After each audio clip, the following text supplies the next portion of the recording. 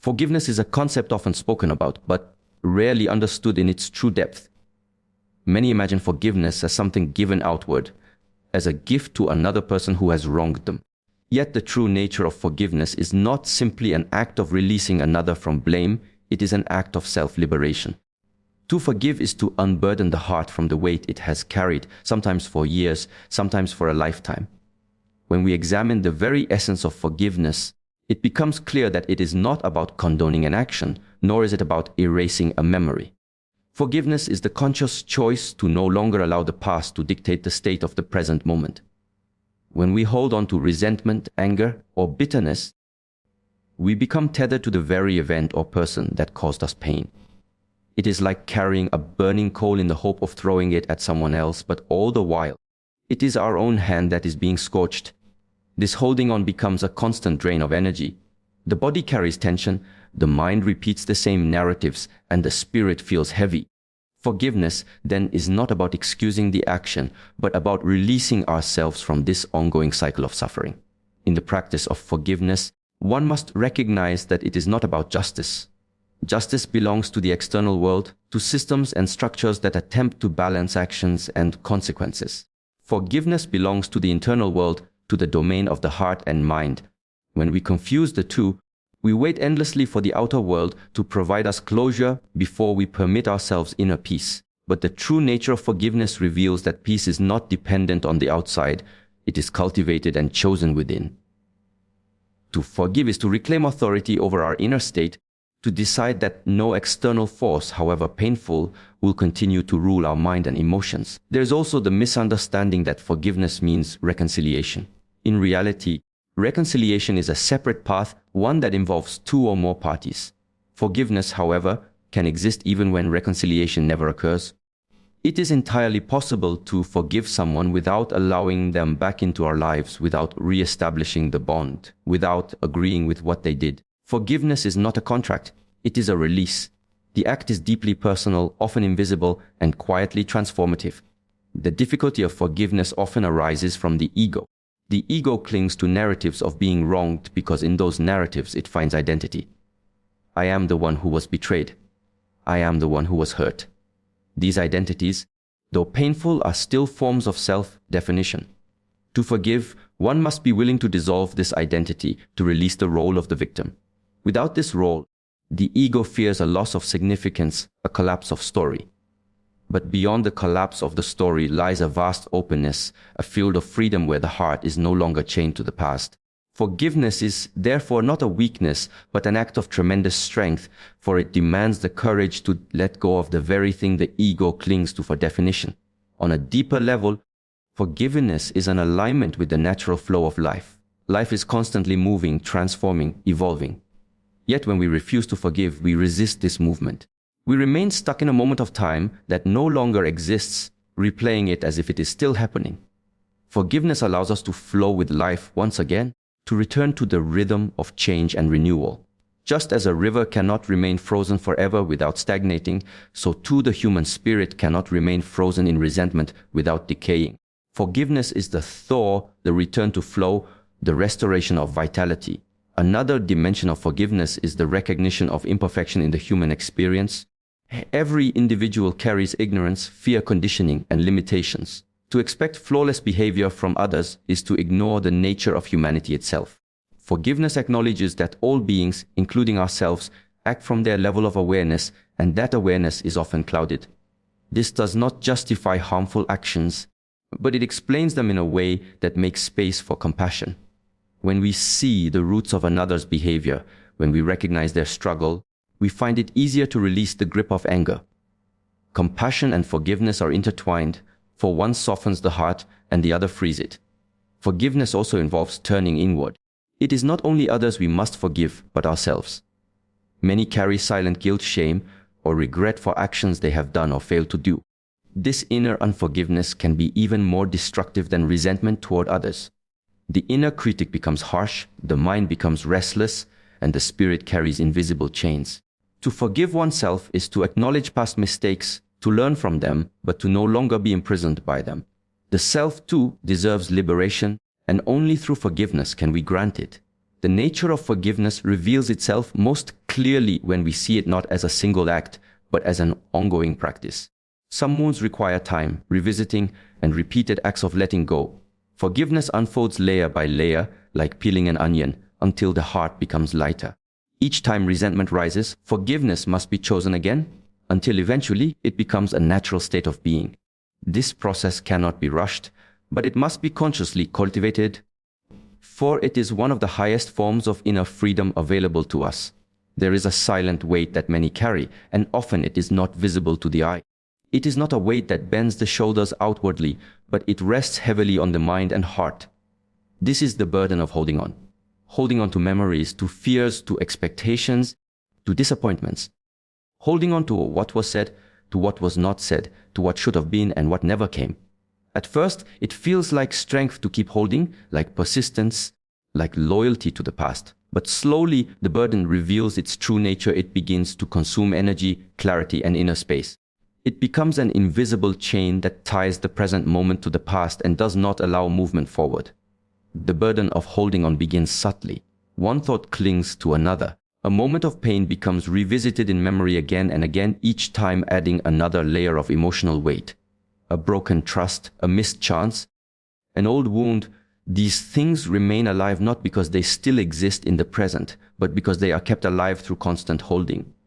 And the human mind, when it grips too tightly, does not notice how the flow of life is obstructed. Like a river blocked by stones, the natural current of energy is disturbed, creating stagnation within. The holding feels like control, but in truth, it is the opposite of control. It is submission to what has already passed, yet not allowing it to pass fully. This burden does not only live in memory. It infiltrates the body, creating tension in the muscles, heaviness in the chest, restlessness in the breath. The body keeps record of the past when the mind refuses to let go. Insomnia, fatigue, even illness can emerge as the weight of unresolved experiences manifests in physical form. What is not released outwardly transforms inwardly into pressure, and the human being begins to live as though carrying a bag of stones, invisible yet exhausting. Holding on also distorts perception. A person who clings to past hurt begins to view the present through the lens of old pain. Trust becomes fragile, hope becomes cautious, and openness becomes guarded. Instead of responding to what is, the response is colored by what was. Every new relationship is touched by the shadow of old disappointments, every opportunity evaluated with the suspicion of past failures. The burden of holding on shapes how reality is perceived, and in doing so, it limits the possibility of experiencing life as it truly is, fresh and unfiltered. This burden is fed by fear. The fear of losing, the fear of uncertainty, the fear of emptiness. To let go feels dangerous because the mind is addicted to familiarity, even if what is familiar is painful. Holding on gives the illusion of security, as though by replaying the past or controlling the memory, one could prevent it from repeating. Yet, paradoxically, the tighter the grip, the less freedom one has. The fear of letting go keeps the burden alive, and the burden keeps the fear alive, forming a cycle difficult to escape. The burden of holding on also steals vitality. Energy that could be directed toward creativity, growth, or connection is consumed by the act of clinging. To replay, to regret, to worry, to resist, these are all forms of energy expenditure with no fruitful return. A person becomes drained not by the events of life themselves, but by the inability to release them. The past is not heavy by nature. It becomes heavy because it is carried every day. The more it is carried, the less energy is available for the present moment, and the present moment is the only place where life truly unfolds.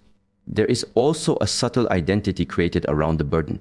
Many begin to define themselves by their pain, their struggles, their memories. They begin to say, this is who I am because of what I went through. And once identity becomes entangled with the burden, releasing it feels like losing oneself. But to hold on in this way is to limit identity to fragments of experience instead of allowing it to expand with each unfolding moment. The burden becomes not only a weight but also a mask concealing the deeper self that exists beyond memory and circumstance. The burden of holding on isolates as well. When one is consumed by inner weight, connection to others becomes difficult. Words are filtered through walls of unspoken pain, interactions are guarded, openness is reduced. The more one clings to the past, the less one is able to be fully present with those around them. Relationships suffer not always because of what is happening within them, but because of the unresolved weight one carries into them. The burden creates distance even in the presence of closeness. At the heart of this burden lies the illusion that holding on honors what was lost or protects against what could be lost. Yet the truth is that clinging only multiplies the suffering, while release brings the possibility of renewal. Still, this is not easily seen from within the burden itself. For the one carrying it, letting go seems impossible, unnecessary, or even dangerous. But each day it is held, the heaviness increases and the natural lightness of being is covered. The burden of holding on is not just an individual struggle but a human condition. Every culture, every generation, every person has tasted it in some form. It is a shared weight, yet each carries it in their own way. The stories differ, the experiences differ, but the essence remains the same: an unwillingness to allow what has ended to truly end. This is why the burden is so persistent and why so many continue to suffer under its invisible load. There is a profound difference between forgiving and merely enduring. Yet in the flow of life, many blur the lines between the two. Forgiveness is often spoken about as if it were a single act, a final declaration that closes a wound. Endurance, on the other hand, is less celebrated, less acknowledged, but far more commonly practiced. People endure because they are afraid to confront, because they are unwilling to release, or because they mistake silence for strength. The art of discernment lies in recognizing when you are truly forgiving and when you are simply tolerating pain without resolution. To forgive is not to forget, nor is it to justify. It is the conscious decision to no longer carry the weight of the offense within your heart. It is not dependent on the other person's apology, nor on their transformation. Forgiveness is an inner act, a cleansing of one's own energy so that the residue of resentment no longer clings. To endure, however, is to remain in the same cycle, to absorb wounds without expression, to suppress emotions in the hope that time alone will dissolve them. Endurance can look like patience, but it can also disguise fear, fear of change, fear of confrontation, fear of standing in one's truth. When you forgive, there is lightness, a shift in how you perceive the past. The memory may remain, but the emotional charge is dissolved. You no longer allow the event to define you, nor do you replay it as a script of suffering. Forgiveness is liberation of your own inner world. Endurance, however, is like carrying stones in a bag across a long journey. You may adapt to the weight, you may convince yourself that you are strong enough to bear it, but the burden remains, draining energy and slowing your steps. It is not freedom, it is merely survival under pressure. The confusion arises because both forgiveness and endurance require silence at times. Forgiveness often involves the quiet release of emotions, the refusal to retaliate, the willingness to let the moment pass. Endurance too may look like quietness, but it is a silence born of suppression rather than clarity. To the outside world, both can appear similar. You do not react, you do not shout, you do not strike back. Yet inside, the difference is vast. In forgiveness, the heart is lighter. In endurance, the heart becomes heavier. Discernment requires honesty. One must look deeply into one's own emotions and ask, have I truly released this, or am I simply holding it in? Forgiveness leaves no residue of bitterness when the memory is touched. Endurance, on the other hand, carries traces of anger, disappointment, and pain that surface at unexpected moments. If the thought of the person or event still burns, still creates unrest, then it has not been forgiven. It has only been endured. Why is endurance often chosen over forgiveness? Because it feels safer. To forgive requires inner courage. It demands that one looks directly into the pain, acknowledges it fully, and then chooses to release it. This process is uncomfortable, for it requires letting go of the identity that pain has created. Endurance avoids this confrontation.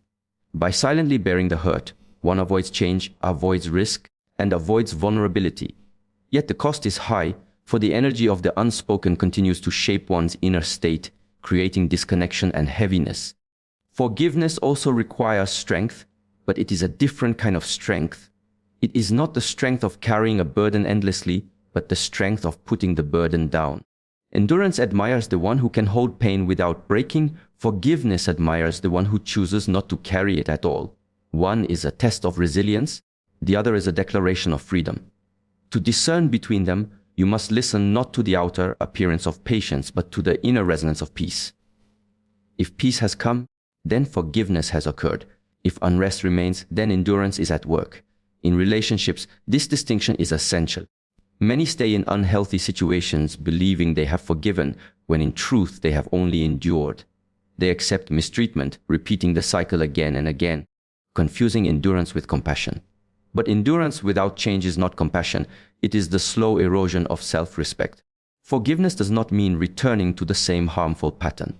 Forgiveness can coexist with boundaries. One can forgive internally while choosing not to remain in environments that continually cause harm. This is the wisdom that endurance lacks. Endurance can harden the heart, making it rigid under pressure. Forgiveness softens the heart, making it spacious and resilient.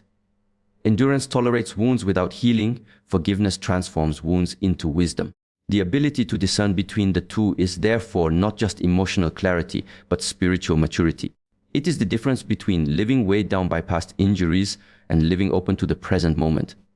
To cultivate this discernment, one must practice awareness of the body, the mind, and the heart. The body holds the weight of endurance as tension, fatigue, and unease. The mind repeats the story of what was done, replaying scenarios that have not been released. The heart in its silence reveals whether it has healed or whether it still bleeds quietly. Forgiveness brings relaxation to the body, stillness to the mind, and openness to the heart. Endurance, by contrast, tightens the body, unsettles the mind, and constricts the heart. In the path of self-mastery, forgiveness is a gateway. It opens the possibility of moving forward unburdened, while endurance keeps one tethered to the past. True freedom cannot exist while carrying invisible chains of resentment. And yet, the first step to freedom is the recognition of those chains, the honesty to admit when one is enduring rather than forgiving. It is only with this recognition that transformation begins, for once you see clearly, you can choose differently.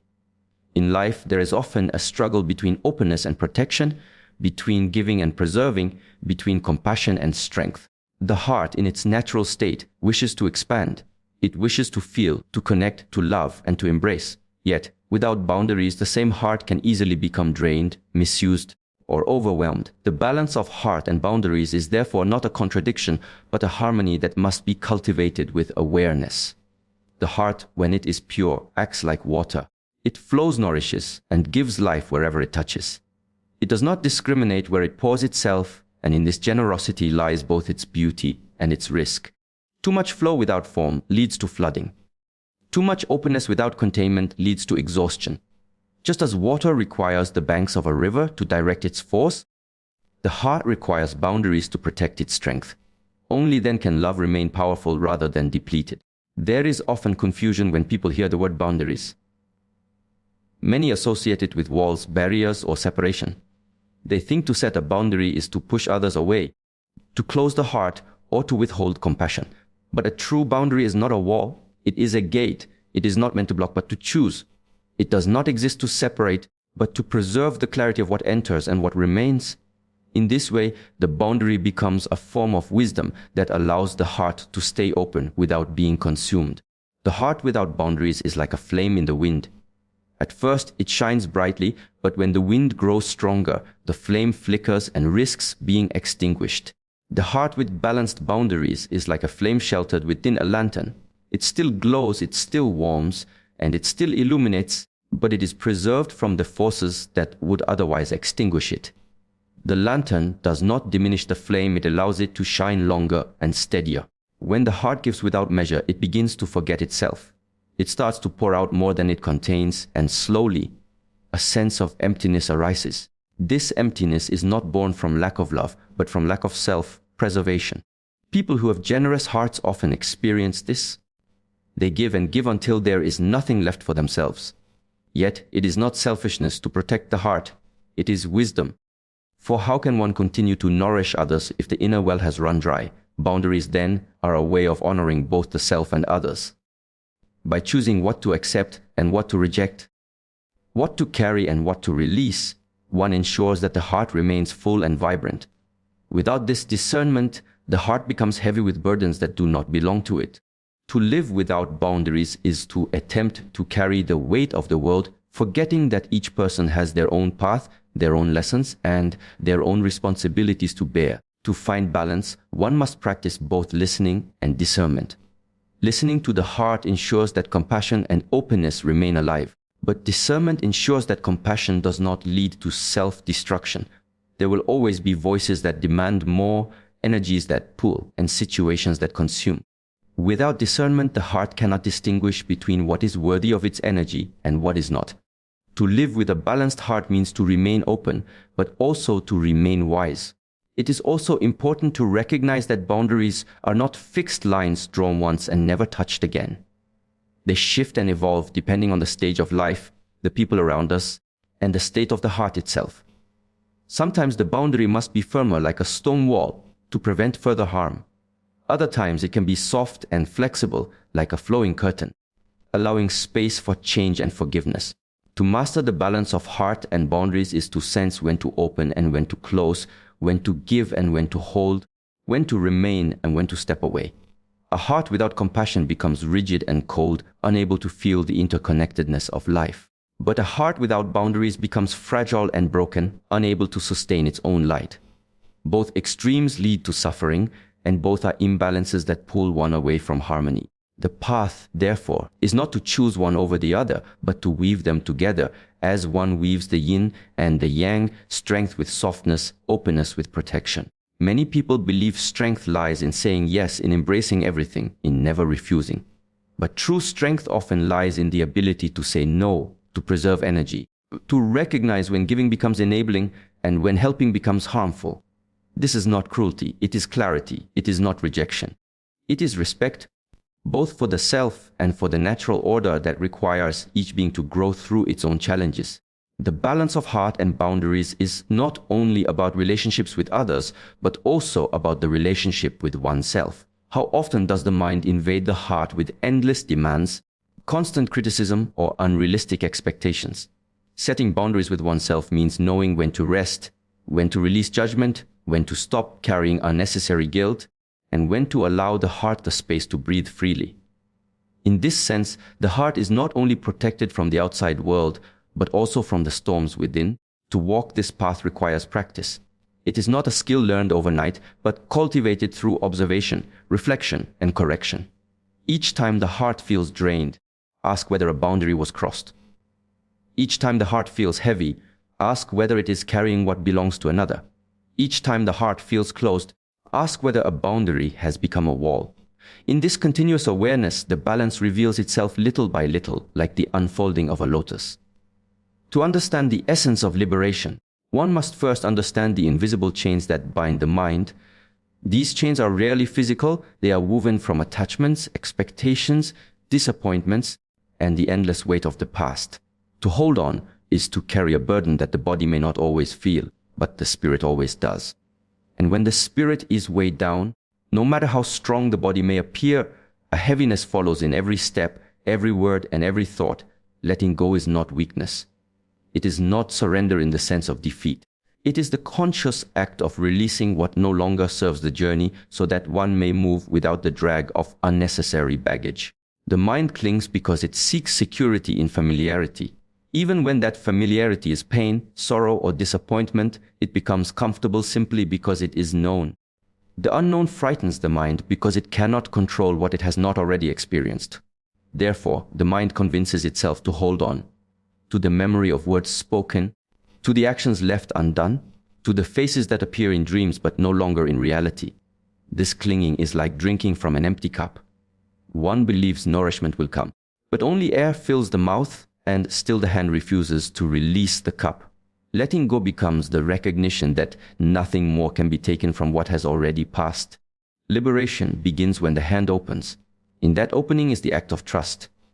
Trust that the unknown is not an enemy. Trust that emptiness is not a void to fear but a space to breathe. Trust that life continues to unfold, whether one chooses to resist it or flow with it. To let go is to align oneself with the natural order of things. Everything changes. The river never holds the same drop of water twice. The sky never carries the same cloud for more than a moment. The tree never keeps the same leaf beyond its season. To resist this rhythm is to suffer. To flow with it is to know freedom.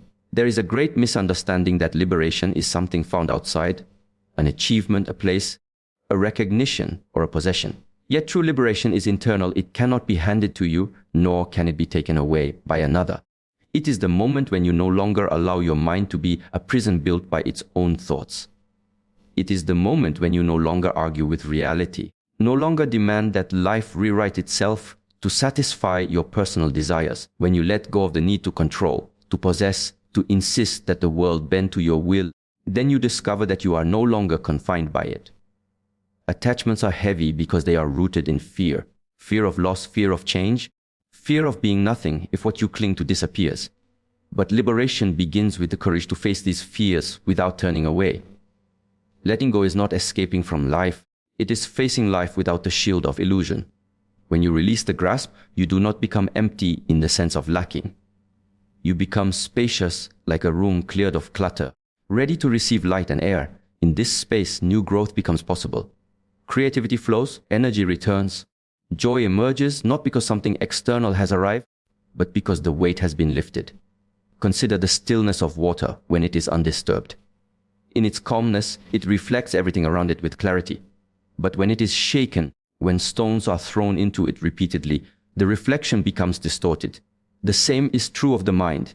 Holding on to the disturbances of yesterday prevents clarity in today. The ripples never settle.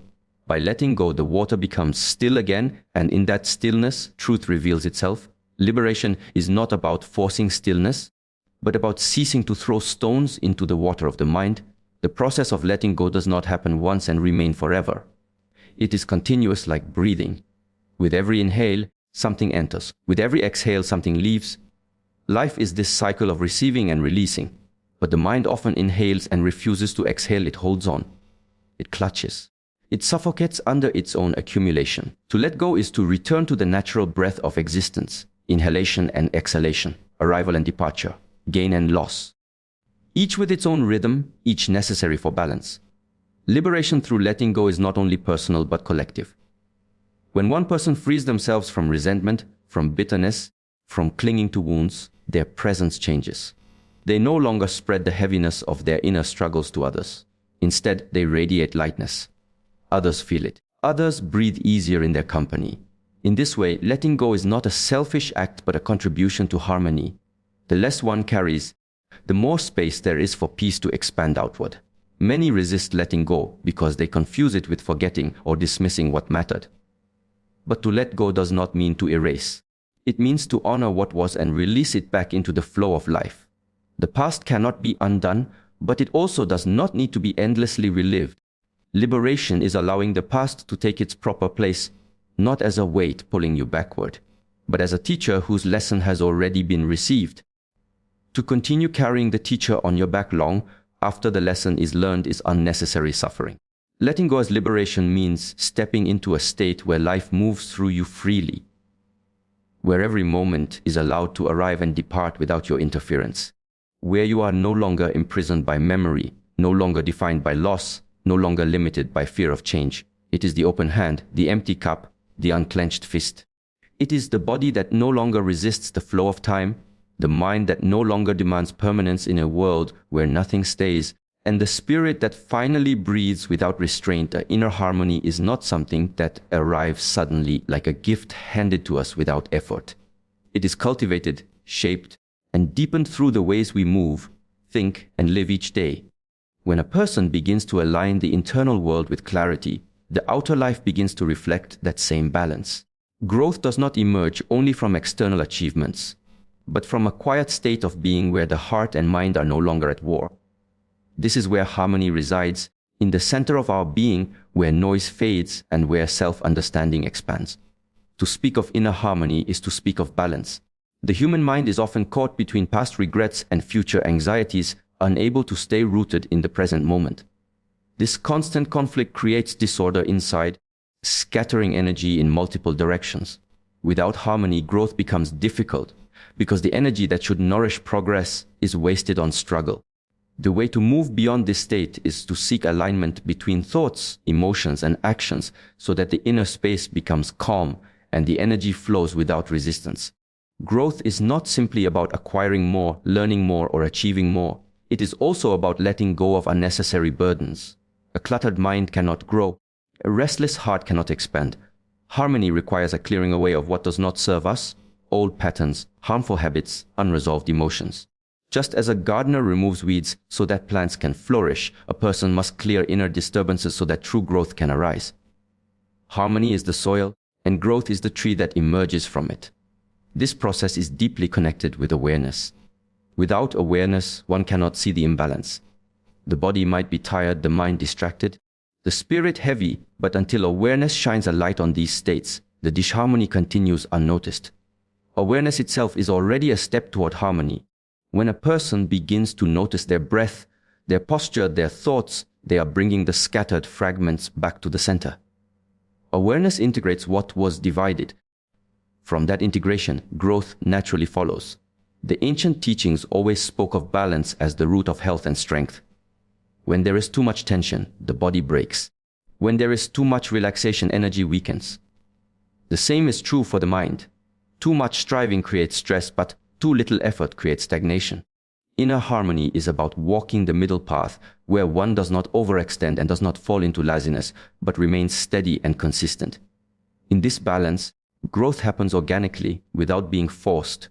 Harmony also demands honesty. Many people pretend to be at peace, but inside there is turmoil. They smile outwardly but carry storms within. This false harmony cannot sustain growth. True harmony comes from facing oneself without denial, without escaping into distraction. It requires the courage to look at anger, sadness, fear, and uncertainty, and to hold them with understanding instead of rejection. Only when the inner world is acknowledged can it be balanced. And when balance is achieved, growth becomes not a struggle, but a natural expansion of being. Growth rooted in harmony is not limited to the individual. When a person cultivates inner peace, it reflects outward into relationships, work, and community. The energy of harmony influences the environment, creating a ripple effect. A calm person creates calm around them. A balanced person helps others to feel steady. Growth therefore extends beyond personal gain. It becomes a shared movement of energy, where the stability of one benefits the many. The path to harmony and growth is never finished. It is not a final destination, but an ongoing practice. Each day presents new challenges, new emotions, new situations that can disrupt balance. Harmony must be returned to again and again, like returning to the center after being pulled in many directions. This continuous practice deepens growth, because every time balance is restored, the roots grow stronger and the awareness sharpens. Silence plays a crucial role in this process. In silence, one begins to hear what is usually hidden beneath the noise. The body speaks, the mind reveals its patterns, the spirit whispers its truth. Without silence, harmony cannot take shape, because the constant noise covers the subtle signals of imbalance. Creating moments of stillness throughout the day allows the scattered energies to settle. From stillness, clarity arises, and with clarity, growth unfolds. The pursuit of harmony is also a discipline. It requires choosing consciously instead of reacting blindly. It requires patience when results are not immediate. It requires resilience when obstacles appear. Many desire growth without effort, but growth without harmony is unstable, like a tree with weak roots. True growth requires the discipline of returning to harmony over and over again until it becomes the natural state of being. When one lives with inner harmony, growth does not feel forced. It feels like breathing, like the unfolding of a flower, like water flowing downstream. Harmony provides the foundation, and growth becomes a natural consequence. The strength gained is not loud, not aggressive, but quiet and steady. It is the strength of alignment where inner conflicts dissolve and energy moves without friction. Inner harmony is not isolation. It is not withdrawal from the world, but a way of engaging with it without being overwhelmed.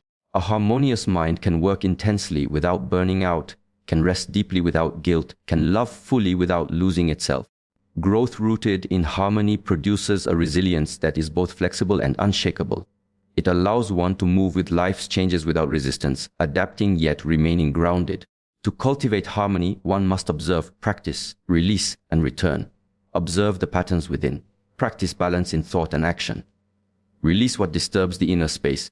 Return again and again to the center. In this cycle, growth becomes inevitable because harmony creates the environment in which the self can expand without fear, without confusion, without fragmentation.